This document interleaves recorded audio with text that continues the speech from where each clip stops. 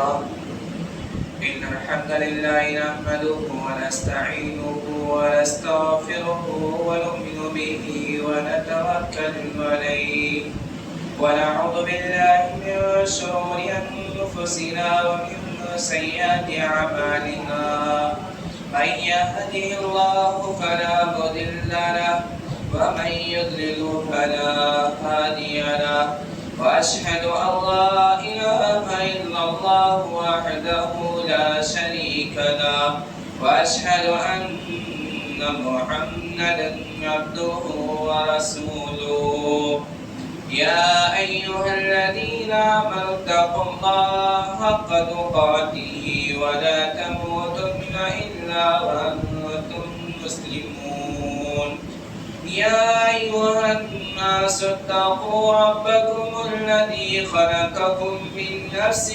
واحدة وخلق منها زوجها وبث منهما رجالا كثيرا ونساء واتقوا الله الذي تساءلون به والأرحام إن الله كان عليكم رقيبا يا أيها الذين آمنوا اتقوا الله وقولوا قولا سديدا يصلح لكم أعمالكم ويغفر لكم ذنوبكم ومن يطع الله ورسوله فقد فاز فوزا عظيما أما بعد فإن خير الحديث كتاب الله وخير الهدى هدى محمد صلى الله عليه وسلم وشر الأمور محدثاتها وكل محدثة بدعة وكل بدعة ضلالة وكل ضلالة في النار أعوذ بالله من الشيطان الرجيم بسم الله الرحمن الرحيم إن الذين آمنوا ولم يلبسوا إيمانهم بظلم أولئك لهم الأمن وأولئك هم المهتدون قال رب اشرح لي صدري ويسر لي أمري واحلل عقدة من لساني يفقهوا قولي رب زدني علما رب زدني علما اللهم رب زدني علما سبحانك لا علم لنا إلا ما علمتنا إنك أنت العليم الحكيم محترم و مکرم بزرگوں نوجوان ساتھیوں پردہ نشین ماں اور بہنوں اور حاضرین جمع تمام قسم کی حمد و ثنا کبریائی اور بڑائی اس اللہ رب العالمین کے لیے لائق و سزاوار ہے جس نے ہم تمام بنی آدم کو اس دنیا کے اندر پیدا کیا درود و سلام ہو انبیاء اکرام علیہ السلام پر خصوصاً میرے اور آپ کے آخری نبی جناب محمد رسول اللہ صلی اللہ علیہ وسلم کی ذات گرامی پر اللہم صلی علیک اللہم بارک علیک محترم سامعین اکرام آج کے اس خطبہ جمعہ کا موضوع خطابت ہے مسلمانوں کے زوال کا سبب محترم سامعین اکرام آج مسلمانوں کے پاس ساری کی ساری چیزیں دستیاب اور موجود ہیں علم بھی ہے ہنر بھی ہے دولت بھی ہے شہرت بھی ہے ساری کی ساری چیزیں مسلمانوں کے پاس موجود ہیں لیکن اس کے بعد ہم حالات حاضرہ کا جائزہ لیں ہم اپنے معاشرے کا جائزہ لیں تو مسلمان وہی مسلمان جو علم میں آگے ہیں ہنر میں آگے ہیں عزت میں شہرت میں ساری چیزوں میں آگے ہیں وہی مسلمان آج ذلت اور پستی کا شکار ہو چکا ہے محترم سامعین اکرام مسلمان آج ذلیل و خوار کیوں ہے مسلمان آج پستی کا شکار کیوں ہے اس کی وجوہات کیا ہے اور اس کا سد باب کیا ہے یہ ہم کو جاننا بہت ہی ضروری ہے۔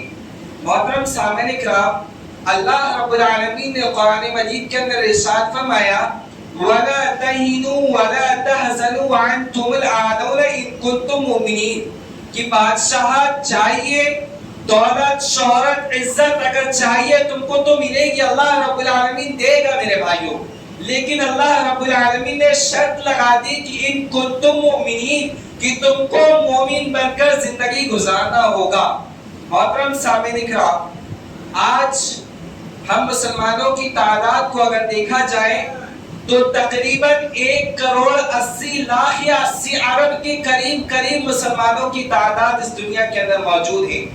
58 ممالک مسلمانوں کے ہیں، مسلمانوں کے 58 ممالک ہیں اور جن کے حکمراں بھی مسلمان ہی ہیں، لیکن اس کے بعد بھی آج مسلمان ذلت اور رسوائی کا سامنا کر رہا ہے۔ اس کی وجوہات کیا ہے؟ اس کا سدباب آج ہم انشاءاللہ نکالنے کی کوشش کریں گے۔ محترم سامعین اکرام، سب سے پہلی وجوہات، سب سے پہلی وجہ ہماری ذلیل ہونے کی، ہمیں اس دنیا کے اندر ذلت اور رسوائی کا سامنا کرنے کی سب سے پہلی وجہ ہے شرک کے اندر ہم لوگ آج ملوث ہو چکے ہیں۔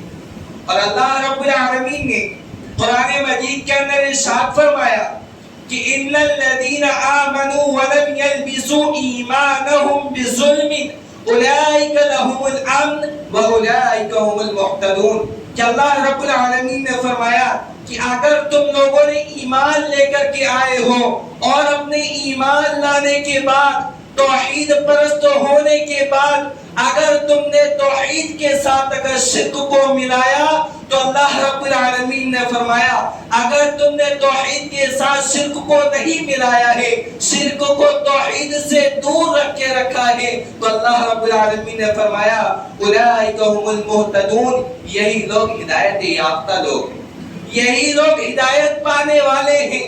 تو معلوم ہوا کہ ہماری ذلت اور رسوائی کا ایک سبب جو ہمارے سامنے نظر آ رہا ہے وہ ہے میرے بھائیو شرک کے اندر ہم ملوث ہو چکے ہیں۔ اور اللہ رب العالمین نے شرک اتنا خطرناک گناہ ہے کہ اللہ رب العالمین نے کبھی بھی اس شرک کو دوسرا نمبر نہیں دیا بلکہ سب سے بڑا گناہ قرار دیا۔ اللہ رب العالمین نے فرمایا ان الشرک لظلم عظیم کہ سب سے بڑا اگر گناہ اللہ رب العالمین کے نزدیک کوئی ہے تو وہ شرک ہے میرے بھائیوں۔ اللہ کے نبی صلی اللہ علیہ وسلم نے فرمایا شرک کی چال چیونٹی کی طرح ہے، الشرک خفیفۃ دبائت نملۃ، اللہ کے نبی صلی اللہ علیہ وسلم نے فرمایا کہ شرک کی جو چال ہے نا وہ چیونٹی کی طرح ہے، اسی لیے اللہ کے نبی صلی اللہ علیہ وسلم نے فرمایا کہ ان الشرک لظلم عظیم، شرک سب سے بڑا گناہ ہے۔ اگر تمہاری زندگی کے اندر اللہ کی وحدانیت کے ساتھ، اللہ کی ربوبیت کے ساتھ، اللہ کے اسماء و صفات کے ساتھ اگر تم نے کسی چیز کو شریک کیا تو اللہ کے نبی صلی اللہ علیہ وسلم نے فرمایا تمہیں ذلیل ہونا پڑے گا، تمہیں رسوائی کا سامنا کرنا پڑے گا۔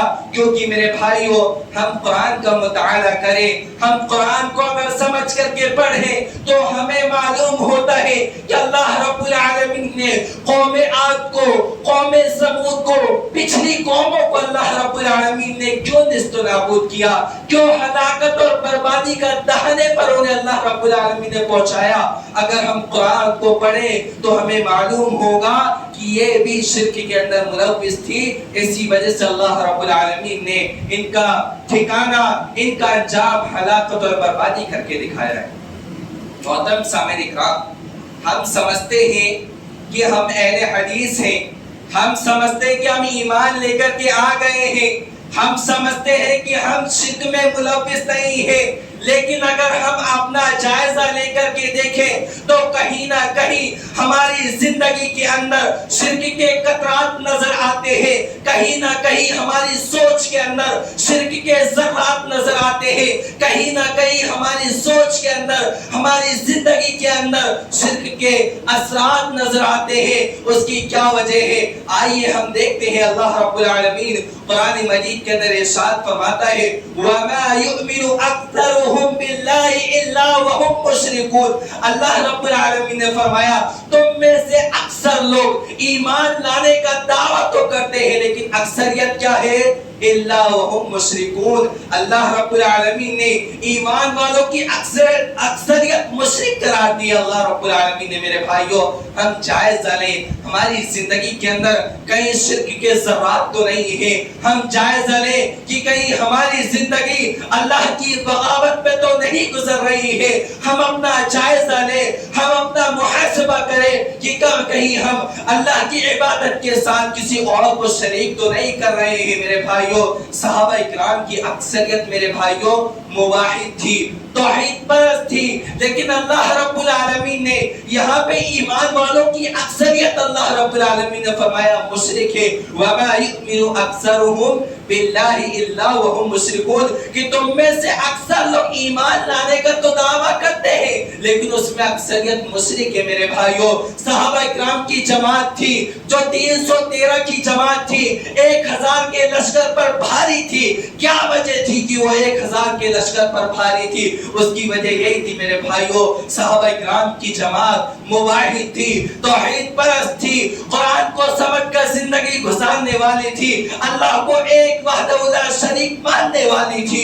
تو اللہ رب العالمین نے ان کو ہر میدان کے اندر غلبہ دیا, ہر میدان کے اندر اللہ رب العالمین نے طاقت دی, ہر میدان کے اندر اللہ رب العالمین نے ان کو فتح حاصل کر کے دکھایا. لیکن آج مسلمانوں کی تعداد 1,80,00,000,000 کے قریب ہونے کے باوجود آج مسلمان ذلت و رسوائی کے دہانے پر پہنچ چکا ہے. اس کی وجوہات میرے بھائیوں سب سے پہلی وجہ ہے شرک کے اندر آج ہم ملوث ہو چکے ہیں. ہم سمجھتے ہیں کہ ہماری زندگی کے اندر اگر ذرہ برابر بھی شرک آ جائے تو چل سکتا ہے. میرے بھائی نہیں چل سکتا. مثال کے طور پر اگر ایک انسان کے سامنے پیاس لگی ہو اور اس کے سامنے پانی کا ایک گلاس کا پیالہ اس کے سامنے رکھا جائے اور اس پہ ایک پیشاب کا قطرہ ملا دیا جائے اور اس سے کہا جائے پی, وہ پیے گا نہیں پینے والا. میرے بھائیوں ایسی اگر ہماری زندگی کے اندر شرک کا ایک ذرہ بھی اگر آ گیا, شرک کا ایک قطرہ بھی اگر ہماری زندگی کے اندر آ گیا تو ہماری زندگی کے اندر ہماری زندگی کو ہلاکت اور بربادی کے دہانے پر پہنچانے کے لیے وہ شرک کا ایک قطرہ بھی کافی ہے. میرے بھائیوں ایسی نہیں اللہ رب العالمین نے تمام کے تمام نبیوں کو جب اللہ رب العالمین نے اس دنیا کے اندر بھیجا تھا تو ایک ہی دعوت کو لے کر کے بھیجا تھا کہ اے میری قوم, قال یا قوم اعبدوا اللہ ما لکم من الہ غیرہ, کہ لوگوں ایک اللہ کی عبادت کرنا, اس کے ساتھ کسی کو شریک نہیں کرنا. یہاں تک کہ جناب محمد رسول اللہ صلی اللہ علیہ وسلم کے بارے میں بھی اللہ رب العالمین نے فرمایا کہ قل یا ایھا الناس انی رسول اللہ علیکم جمیعا, اے اللہ کے نبی صلی اللہ علیہ وسلم ہم نے جو آپ کو دنیا کے اندر بھیجا ہے صرف اور صرف اس لیے بھیجا ہے کہ لوگوں کو ایک اللہ کی دعوت دینا اور لوگوں کو شرک سے بچائے رکھنا.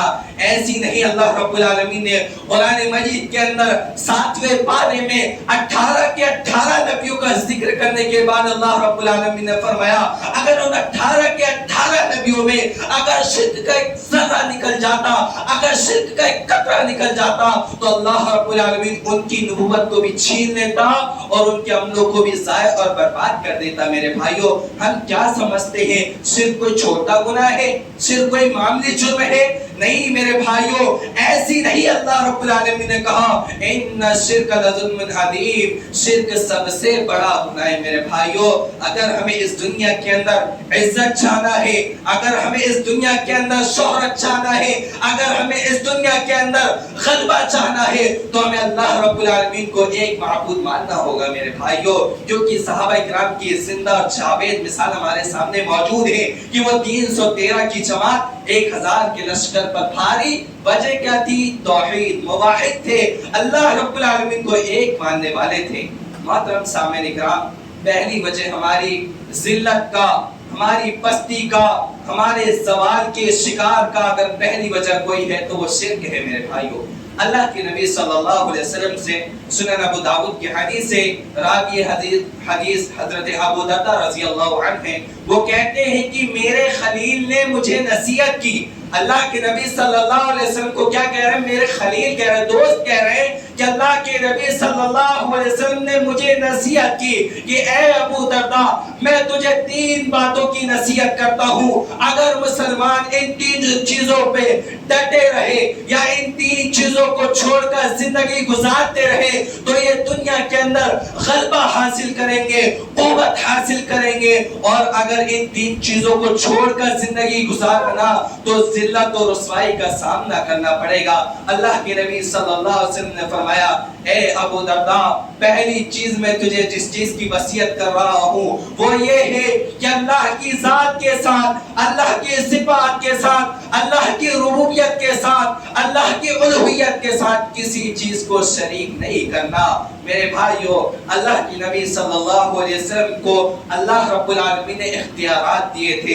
اللہ رب العالمین نے جب اس دنیا کے اندر نبیوں کو مبعوث فرمایا تو اللہ رب العالمین نے تمام کے تمام نبی کو اللہ رب العالمین نے ایک دعا دے کر کے بھیجا تھا کہ مصیبت میں آؤ گے، پریشانی کے وقت میں آؤ گے، جب بھی تم دعا کو مانگو گے تو تمہاری دعا قبول کی جائے گی، تمہاری دعا کو قبول کی جائے گی، تمہاری دعا کو رد نہیں کیا جائے گا۔ اے ابو درداء اللہ رب العالمین نے مجھے بہت 3 اللہ رب العالمین نے مجھے اختیارات دیے تھے۔ ایک اختیار اللہ رب العالمین نے مجھے یہ دیا تھا کہ اللہ کے نبی صلی اللہ علیہ وسلم آپ دنیا کے اندر جو چاہے مانگ لینا، ایک دعا کر لینا، اللہ تمہاری دعا کو قبول کر لے گا۔ دوسری دعا اللہ کے نبی صلی اللہ علیہ وسلم سے کہا کہ اے اللہ کے نبی صلی اللہ علیہ وسلم حضرت انس رضی اللہ عنہ سے کہتے ہیں کہ مجھے اللہ رب العالمین نے 3 اختیارات دیے ہیں، جس میں سے ایک اختیار یہ تھا کہ اللہ رب العالمین نے تمہیں جو دعا دے کر کے بھیجی اس دعا کو مانگ لینا، اللہ رب العالمین تمہاری دعا کو قبول کر دے گا۔ دوسرا اختیار اللہ رب العالمین نے مجھے جو دیا ہے کل قیامت کے دن اپنی آدھی امت کو جنت پر لے کر کے چلا جانا۔ اللہ کے نبی صلی اللہ علیہ وسلم کو تیسرا اختیارات دیا تھا کہ کل قیامت کے دن تم اپنی امت کے لیے سفارش کی دعا کرنا۔ اللہ کے نبی صلی اللہ علیہ وسلم اپنی آنکھوں سے زاروں قطار آنسو بہا رہے ہیں اور حضرت انس رضی اللہ عنہ سے کہتے ہیں کہ انس تمام کے تمام نبیوں نے اپنی دعاؤں کو مانگنے میں جلدی کر لی، تمام کے تمام نبیوں نے اپنی دعا کو مانگ لی اللہ رب العالمین سے۔ اے انس رضی اللہ عنہ سنو، مجھے اللہ رب العالمین نے بھی ایک اختیارات دیا تھا، ایک موقع دنیا کے اندر دیا تھا، میرے اوپر اللہ رب العالمین نے ایک اختیارات دیا تھا، میرے اوپر اس دنیا کے اندر کیا کیا مصیبتیں نہیں آئی۔ مجھے پاگل کہا گیا، مجھے مجنون کہا گیا، مجھے دیوانہ کہا گیا، مجھے مارا گیا، میری بیٹی کو میرے سامنے مارا گیا، میری اولاد کو میرے سامنے شہید کر دیا گیا، میرے صحابہ کو قتل کر دیا گیا میرے سامنے۔ اے انس رضی اللہ عنہ میں نے تمام کی تمام مشکلات کو، تمام کی تمام پریشانیوں کو صرف اور صرف اپنی امت کے لیے جھیلتا رہا، اپنی امت کے لیے برداشت کرتا رہا۔ میری بی بی حضرت خدیجہ کہتی تھی کہ اللہ کے نبی صلی اللہ علیہ وسلم آپ دعا کیوں نہیں کرتے؟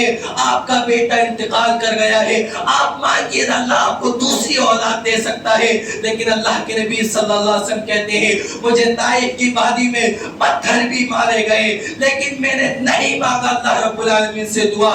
کیوں نہیں مانگا؟ کیونکہ کل قیامت کے دن میں اپنی امت کے لیے سفارش کروں گا، اس لیے میں نے اپنی اس دعا کو بچا کر کے رکھا ہے، اور میری اس دعا کے اندر ہر وہ شخص شامل ہوگا جس نے اللہ کے ساتھ کسی کو شریک نہیں کیا ہو۔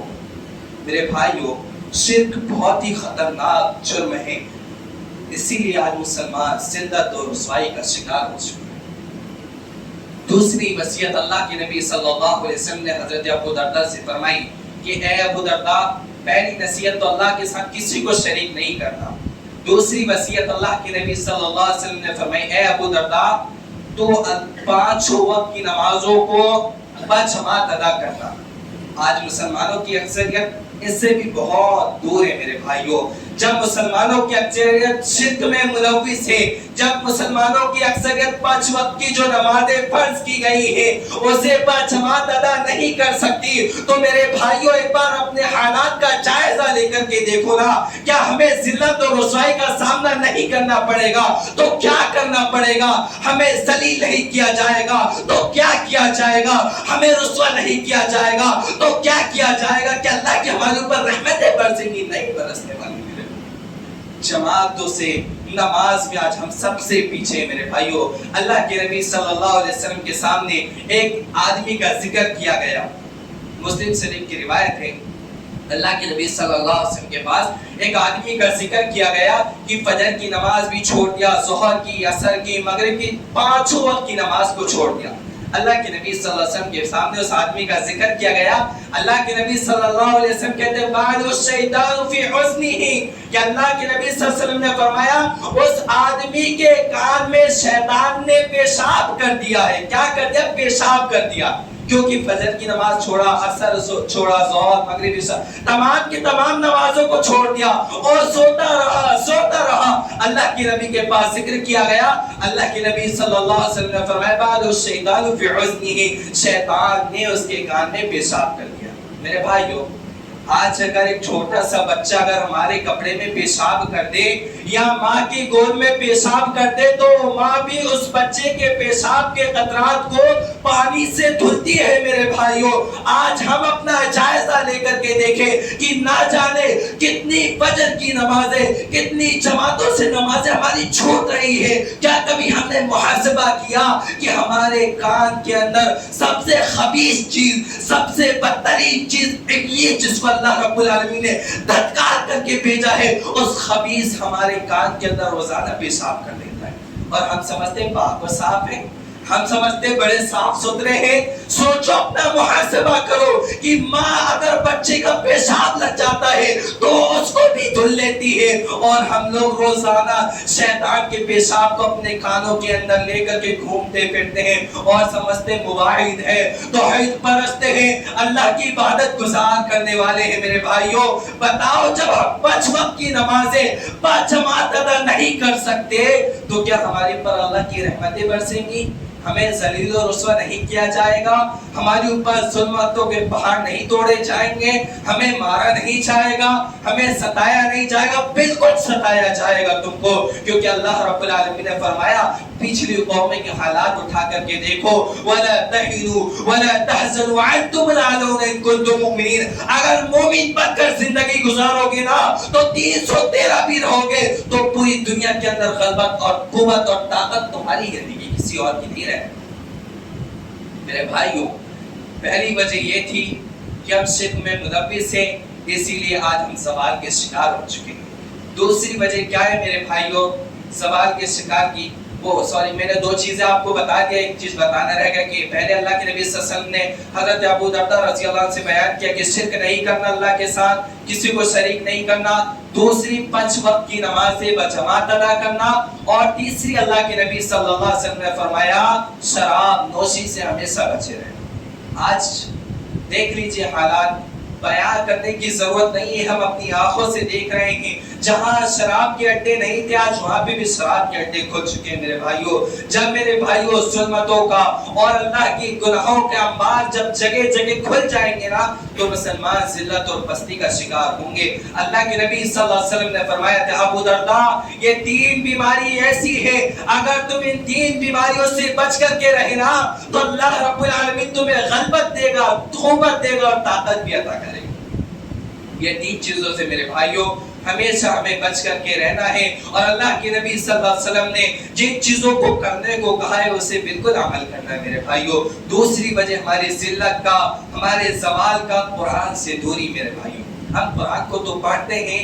لیکن سمجھتے نہیں ہیں اسی لیے ڈاکٹر شنکر دیال شرما نے مسلمانوں کے بارے میں کیا کہا ہے کہ انسان یہ قرآن جو ہے میرے بھائیوں آج ہم نے اس کو تاقوں کی زینت بنا دیا ڈاکٹر شنکر دیال شرما کیا کہتے ہیں کہ عمل کی کتاب تھی دعا کی بنا دیا یہ قرآن عمل کی کتاب ہے آج ہم نے اس کو کائے کی کتاب بنا دیا دعا کی جھاڑ پھونک کی کتاب بنا دی کیا عمل کی کتاب تھی دعا کی بنا دیا سمجھنے کی کتاب تھی پڑھنے کی بنا دیا کیسے پڑھنے کی بنا دیا قرآن خانی میں اس میں اس کو پڑھنے کی کتاب بنا دیا عمل کی کتاب تھی دعا کی بنا دیا سمجھنے کی کتاب تھی پڑھنے کی بنا دیا زندوں کا دستور تھا مردوں کا منصور بنا دیا मुर्दा कौम को जिंदा करने आया था, तूने मुर्दों को बख्शवाने में लगा दिया।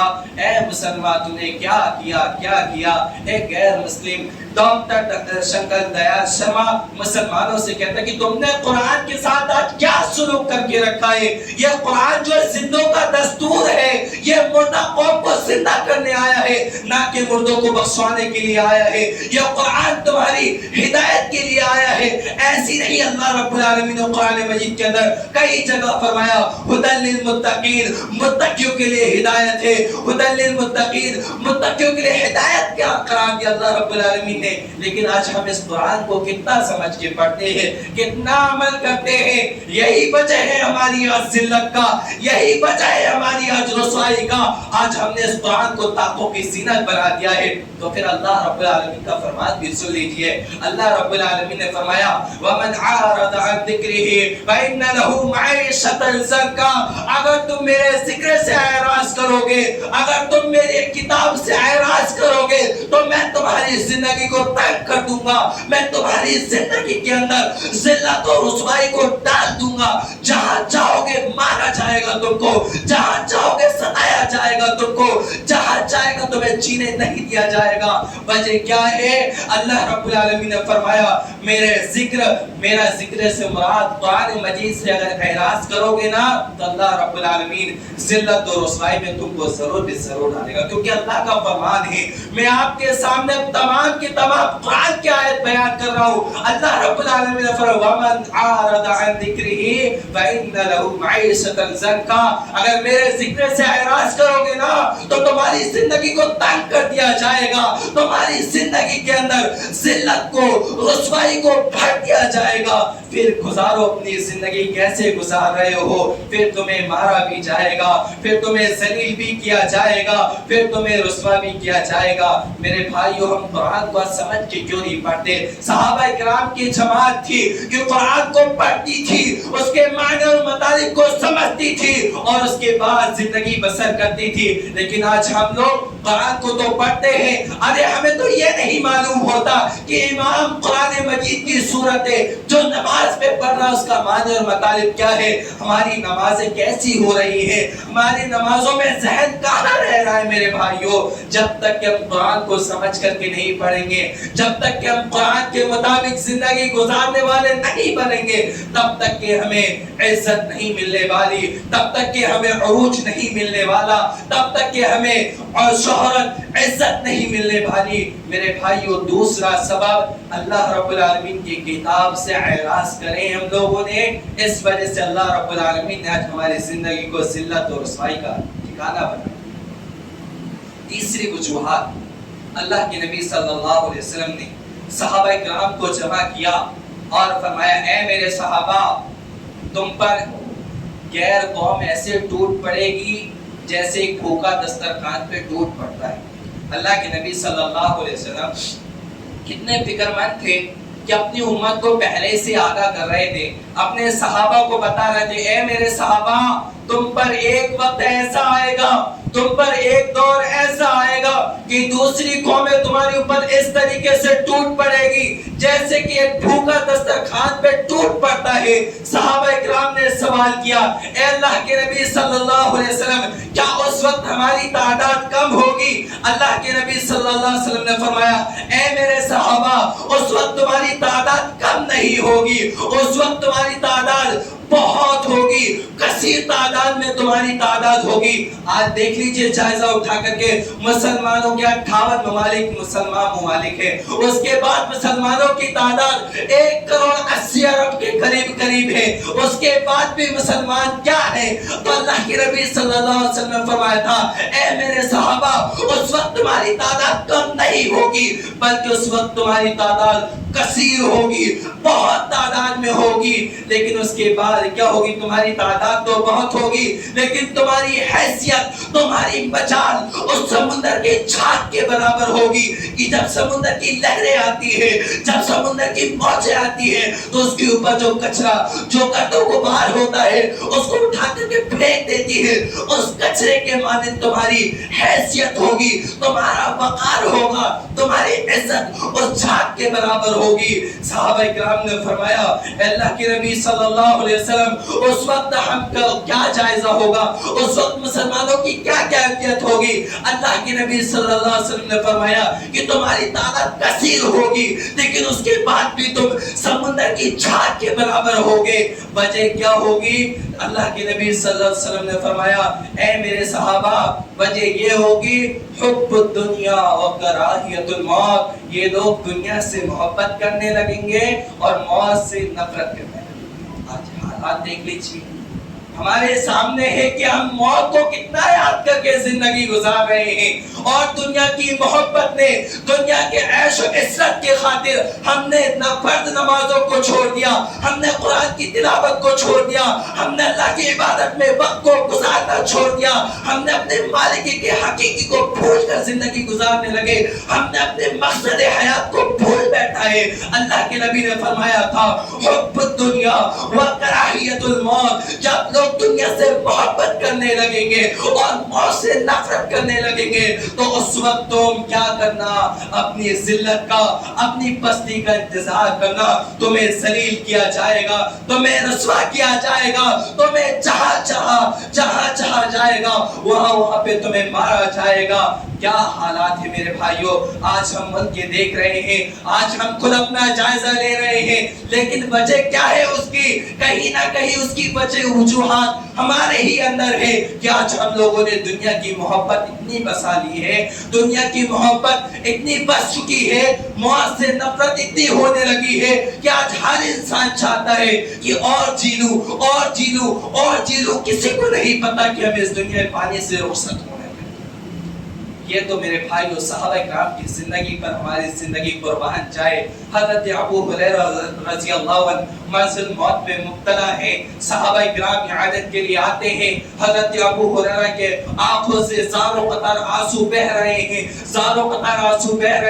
صحابہ کرام سمجھتے ہیں شاید ابو ہریرہ ہمارا چہرہ دیکھنا گوارا نہیں کر رہے. صحابہ کرام عیادت کے لیے آئے اور حضرت ابو ہریرہ کے پاس بیٹھ گئے. حضرت ابو ہریرہ کے چہرے کو پھیرا دائیں جانب, حضرت ابو ہریرہ اپنے چہرے کو بائیں جانب پھیر لیتے اور زاروں قطار ہو رہے ہیں. صحابہ کرام سمجھتے ہیں شاید ابو ہریرہ کو کسی کا چہرہ دیکھنا گوارا نہ ہو اس لیے اپنے چہرے کو پھیر رہے ہیں, لیکن پھر پھیرا جاتا ہے دائیں جانب, پھر بائیں جانب پھیر لیتے ہیں. پوچھا گیا اے ابو ہریرہ کیوں روتے ہو, کیوں زاروں قطار اپنے آنکھوں سے آنسو بہا رہے ہو, کیا وجہ ہے, کیا تمہارے جسم میں کسی چیز کی تکلیف ہے, بتائیے اس کو دور کر دیا جائے گا. اے ابو ہریرہ کیا تم کو تمہارے اس گھر کے اجڑ جانے کا ڈر ہے تو ہم اس کی دیکھ بھال کر لیں گے. اے ابو ہریرہ یہ تمہارے بیوی اور تمہارے بچے ہیں, کیا تم کو ان کے بیوہ اور یتیم ہو جانے کا ڈر ہے؟ تو اے ابو ہریرہ ہم ان کی بھی دیکھ بھال کر لیں گے, ہم ان کی بھی کفالت کر لیں گے. اے ابو ہریرہ کیا تمہارے اوپر کسی چیز کا قرضہ ہے, ہم اس کو بھی ادا کر دیں گے. لیکن ابو ہریرہ کیوں رو رہے ہیں, بتائیے کیا وجہ ہے؟ میرے بھائیوں سمجھنا کہ موت سے کتنی محبت کرتے تھے, کتنے فکر کی کیا کرتے تھے, دنیا کو کتنا چاہتے تھے اور دنیا کو کیسا حقیر سمجھتے تھے. حضرت ابو ہریرہ کہتے ہیں اے میرے صحابہ میں اس لیے نہیں رو رہا ہوں کہ میرے بیوی اور بچے بیوہ اور یتیم ہو جائیں گے, میں اس لیے نہیں رو رہا ہوں کہ یہ میرا گھر اجڑ جائے گا, نہ میں اس لیے رو رہا ہوں کہ میرے اوپر کسی کا قرضہ یا میرے جسم میں کوئی تکلیف ہے, میں اس لیے نہیں رو رہا ہوں بلکہ اس لیے رو رہا ہوں زاد قلیل و سفر طویل. ابو ہریرہ جس سفر میں جا رہا ہے نا وہ سفر تو بہت لمبا ہے لیکن ابو ہریرہ کے پاس توسہ بہت تھوڑا. کون ابو ہریرہ جن کے بارے میں اللہ رب العالمین نے قرآن مجید کے اندر کہا رضی اللہ عنہم ورضوا عنہ, جن کو دنیا کے اندر جنت کا سرٹیفکیٹ ملا اس کے بعد بھی میرے بھائیوں کتنا ڈرتے تھے آخرت کو, کتنا موت کو یاد کرتے تھے کہ موت کے میں جس سفر میں جا رہا ہوں نا وہ سفر بہت لمبا ہے. لیکن ابو ہریرہ کے پاس اعمال کا توسہ بہت تھوڑا ہے. ہمارے پاس کتنے اعمال ہیں ہمارے پاس, کتنا ذخیرہ کیے ہم نے عبادت کا, کیا پتا کل ہمارے پاس موت کا فرشتہ آ جائے ہمارے جسم سے روح کو کھینچ کر کے نکال کر کے لے کر کے چلا جائے. کیا اعمال ہے ہمارے پاس؟ کچھ اعمال ہے ہمارے جو کل قیامت کے دن ہم اللہ کے نبی صلی اللہ علیہ وسلم کے سفارش کے مستحق بن سکے. کچھ اعمال ہے ہمارے پاس कि हम अल्लाह रब्बुल आलमीन को कल क़यामत के दिन मुंह दिखा सके।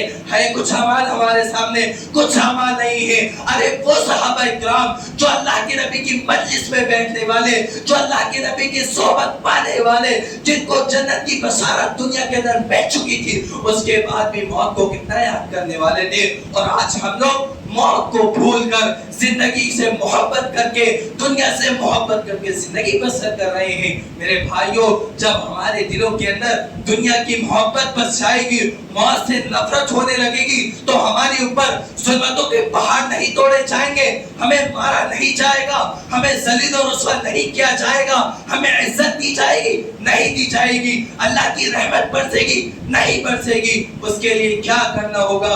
वला तहिनु वला तहज़नु व अंतुमुल अअलौना इन कुंतुम मुमिनीन। मोमिन बनकर जिंदगी गुजारना। हजरत मुआज़ बिन जबल रज़ी अल्लाह अन्हु अल्लाह के नबी सल्लल्लाहु अलैहि वसल्लम के पास आते हैं, सवाल करते हैं। अल्लाह के नबी सल्लल्लाहु अलैहि वसल्लम अजीब सी कैफियत बना करके लेकर के आए। अल्लाह के नबी कहते हैं, ए मुआज़ बिन जबल, क्या बात है, ये कैसी शक्ल बना रखी है? ए अल्लाह के नबी सल्लल्लाहु अलैहि वसल्लम, मुझे आखिरत की फिक्र ने इतनी टेंशन में डाल दिया है कि मैं आपके पास आया हूँ और सवाल कर रहा हूँ, दुल्लनी इज़ा अमिलतुहु दखलल जन्ना। ए अल्लाह के नबी सल्लल्लाहु अलैहि वसल्लम, कुछ ऐसे अमल बतलाइए जिन्हें मैं करूँ और जन्नत में दाखिल हो जाऊँ। कौन मुआज़ बिन जबल है? ये भी वही साहबी है जिनके बारे में अल्लाह रब्बुल आलमीन ने कुरान मजीद के अंदर रज़ी अल्लाहु अन्हु व रज़वन का खिताब दिया। उसके बाद भी मौत को कितना याद करते, आखिरत की कितनी फिक्र थी, दुनिया को कितना याद करने वाले थे। दुनिया की फिक्र नहीं थी, दुनिया की टेंशन नहीं थी। सहाबा इकराम अल्लाह के नबी के पास आते सवाल करते थे, अल्लाह के नबी कल क़यामत के दिन आपकी रिफ़ाक़त कैसे होगी? अल्लाह के नबी सल्लल्लाहु अलैहि वसल्लम आपकी सिफारिश कैसे नसीब होगी? अल्लाह के नबी सल्लल्लाहु अलैहि वसल्लम कुछ अमल बतलाइए जिन्हें मैं करूँ और जन्नत में दाखिल हो जाऊँ। क्या वो फिक्र आज हमारे अंदर आती है? क्यों नहीं आती? दुनिया की मोहब्बत बस चुकी है हमारे दिलों के अंदर। दुनिया की मोहब्बत ने, दुनिया के ऐशो इशरत ने, दुनिया के चाहो जलाल ने आज हमें इतना मगन कर चुका है कि हमने मौत को भूलकर जिंदगी गुजारने लगे हैं, हमने अपनी आखिरत को भूलकर जिंदगी बसर करने लगे हैं। मेरे भाइयों, जब हमारे दिलों के अंदर से फिक्र आखिरत खत्म हो जाएगी, जब हमारे अंदर से दुनिया की मोहब्बत बस जाएगी, तो हमारे ऊपर ज़ुल्मत के पहाड़ तोड़े जाएंगे, हमें ज़लील और रुसवा किया जाएगा, हमें मारा जाएगा, हमें सताया जाएगा। मेरे भाइयों, एक और आखिरी बात बता करके अपनी बात को खत्म करता हूँ। हज़रत हंज़ला रज़ी अल्लाह अन्हु और हज़रत उमर बिन खत्ताब रज़ी अल्लाह अन्हु एक दिन रात की तारीकी में निकलते हैं, और निकलने के बाद हज़रत उमर बिन खत्ताब पूछते हैं, ए हंज़ला रज़ी अल्लाह अन्हु, क्या बात है, क्या वजह है, आज इतनी रात की तारीकी में क्या हाल है तुम्हारा? क्या कहते हैं हज़रत हंज़ला रज़ी अल्लाह अन्हु? कहते हैं, ए उमर बिन खत्ताब, हज़रत हंज़ला का क्या हाल पूछता है? वो तो हंज़ला तो मुनाफिक हो गया। हज़रत उमर बिन खत्ताब कहते हैं, ए हंज़ला, कैसे मुनाफिक हो गया?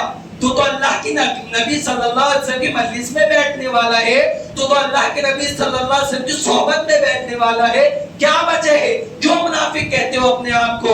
हजरत हंज़ला रज़ी अल्लाह कहते हैं, ए उमर बिन खत्ताब, मामला ये है कि जब मैं अल्लाह के नबी की मजलिस में होता हूँ, अल्लाह के नबी सल्लल्लाहु अलैहि वसल्लम मेरे सामने जन्नत और जहन्नम के मनासिब को जब अपने सामने बयान करते हैं, जब जहन्नम के होलनाक मनासिब को बयान करते हैं, तो मुझे ऐसा लगता है कि मैं जहन्नम के मनासिब को अपनी आंखों से देख रहा हूँ। और जब अल्लाह के नबी सल्लल्लाहु अलैहि वसल्लम जब जन्नत के मंसरात को, जब जन्नत के बागात का जिक्र हमारे सामने करते हैं, तो मुझे ऐसा लगता है कि मैं उसे अपनी आंखों से देख रहा होता हूँ। लेकिन ए उमर बिन खत्ताब, जब मैं अपने घर पे आता हूँ, जब मैं अपने बीवी बच्चों के पास आता हूँ, जब मैं दुनिया की तरफ आता हूँ, तो मुझे ऐसा लगता है कि मैं मुनाफिक हो गया हूँ। मेरे भाइयों, जरा सोचो, वो नबी जो अल्लाह के नबी की मजलिस में बैठने वाला थोड़ी देर के लिए अपनी बीवी और बच्चों से मिलने के लिए आ रहा है, और क्या मुहासबा करें कि हम मुनाफिक हो चुके हैं। हम अपना मुहासबा किस चीज में करेंगे? हम तो अल्लाह के नबी सल्लल्लाहु अलैहि वसल्लम की सोहबत पाई, ना अल्लाह के नबी सल्लल्लाहु अलैहि वसल्लम की रिफाकत हम सवाल करते हैं, हम क्या अमाल कर रहे हैं, हम क्या सवाल करेंगे? बताओ तो जरा। हजरत हंज़ला रज़ी अल्लाह अन्हु कहते हैं कि चलो, हजरत उमर बिन खत्ताब कहते हैं, हंज़ला, मामला ये है, तो मेरे साथ भी यही मामला है, मैं भी जब अपने घर वालों के पास जाता हूँ ना, तो मुझे ऐसा लगता है मैं भी मुनाफिक हो गया। کیا کرتے ہیں؟ اللہ کے نبی صلی اللہ علیہ وسلم کے دربار رسالت کی طرف رخ کیا جاتا ہے. اللہ کے نبی صلی اللہ علیہ وسلم سوال کرتے ہیں کیف یا حنظلہ، کیف یا عمر بن خطاب، کیا وجہ ہے عمر بن خطاب، کیا وجہ ہے، کیوں آئے ہو؟ کہتے ہیں اللہ کے نبی صلی اللہ علیہ وسلم ایک بات ہے جو رہی نہیں جاتی، ہم آپ سے سوال کرنے کے لیے آئے ہیں. اللہ کے نبی صلی اللہ علیہ وسلم کہتے ہیں اے حنظلہ بتاؤ کیا بات ہے، اے عمر بن خطاب بتاؤ کیا بات ہے. فرمایا اے اللہ کے نبی صلی اللہ علیہ وسلم جب ہم آپ کی مجلس میں ہوتے ہیں نا، جب آپ جنت و جہنم کا تذکرہ کرتے ہیں نا، تو ہمیں ایسا لگتا ہے کہ ہم جہنم کے مناظر کو اپنے آنکھوں سے دیکھ رہے ہوتے ہیں. جب ہم اپنی بیوی بچوں کے پاس جاتے ہیں تو اللہ کے نبی صلی اللہ علیہ وسلم ایسا لگتا ہے ہم لوگ منافق ہو گئے ہیں. اللہ کے نبی صلی اللہ علیہ وسلم کہتے ہیں اے میرے صحابہ جب تمہارے سامنے ایسا ذکر آئے نا تو یہ کیا کرنا. اللہ کے نبی صلی اللہ علیہ وسلم فرماتے ہیں اے میرے صحابہ جو صحبت جو فکر تم میری مجلس میں بیٹھ کر کے کرتے ہو وہی فکر تم چلتے پھرتے اٹھتے بیٹھتے کرنے لگو گے نا تو قسم ہے اس ذات کی جس کے ہاتھ میں محمد صلی اللہ علیہ وسلم کی جان ہے، قسم خدا کہ اللہ کے نبی صلی اللہ علیہ وسلم نے قسم کھا کر کے کہا کہ فرشتے تم سے بستر میں آ کر کے سلام کریں گے. کب میرے بھائیوں جب ہماری فکر آخرت کے مطابق ہوگی، جب ہماری فکر دنیا کی ترجیح نہیں بلکہ آخرت کو ترجیح دینے والی ہوگی تو پھر ہمیں اللہ رب العالمین شہرت بھی دے گا، عزت بھی دے گا، غلبہ بھی دے گا، تمام کی تمام چیز دے گا میرے بھائیوں. لیکن ہمیں اپنے مقصد حیات کو بھول کر کے زندگی نہیں گزارنا ہے، ہمیں اپنے مقصد کو پہچان کر کے زندگی بسر کرنا ہے. اور آج ہم اپنے حالات کو واقف ہیں کہ ہم ذلت و رسوائی کا سامنا کر رہے ہیں میرے بھائیوں، لیکن اس کی وجوہات جو میں نے آپ حضرات کے سامنے بیان کیا، پہلی وجوہات شرک میں ملوث، دوسری وجوہات قرآن سے دوری، تیسری وجوہات دنیا کی محبت کو ہم نے دلوں کے اندر بسا لیا اور موت سے ہم نفرت کرنے لگے ہیں. اور بھی وجوہات ہیں میرے بھائیوں جس کی وجہ سے ہم ذلت و رسوائی کا سامنا کر رہے ہیں. انشاءاللہ کبھی وقت رہا تو پھر انشاءاللہ اس بات کو آگے بڑھایا جائے گا. آخر میں اللہ رب العالمین سے دعا ہے کہ اللہ رب العالمین ہم پریشان حال اللہ ہماری پریشانیوں کو دور فرما، اللہ ہم پریشان حال ہماری پریشانیوں کو دور فرما، اللہ ہم گناہگار ہمارے گناہوں کو معاف فرما، اللہ جو بیمار حال ان کو شفاء کامل عاجل عطا فرما، اللہ جس دنیا سے چلے گئے ہیں ان کو جنت الفردوس میں اعلیٰ سے اعلیٰ مقام عطا فرما.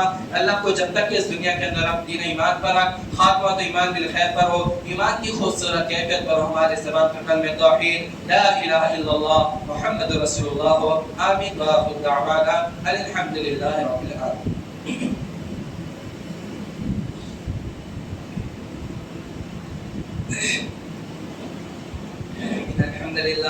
الحمد لله نحمده ونستعينه ونستغفره ونؤمن به ونتوكل عليه ونعوذ بالله من شرور انفسنا ومن سيئات اعمالنا من يهده الله فلا مضل له ومن يضلل فلا هادي له واشهد ان لا اله الا الله وحده لا شريك له واشهد ان محمدا عبده ورسوله. ان الله وملائكته يصلون على النبي يا ايها الذين امنوا صلوا عليه وسلموا تسليما.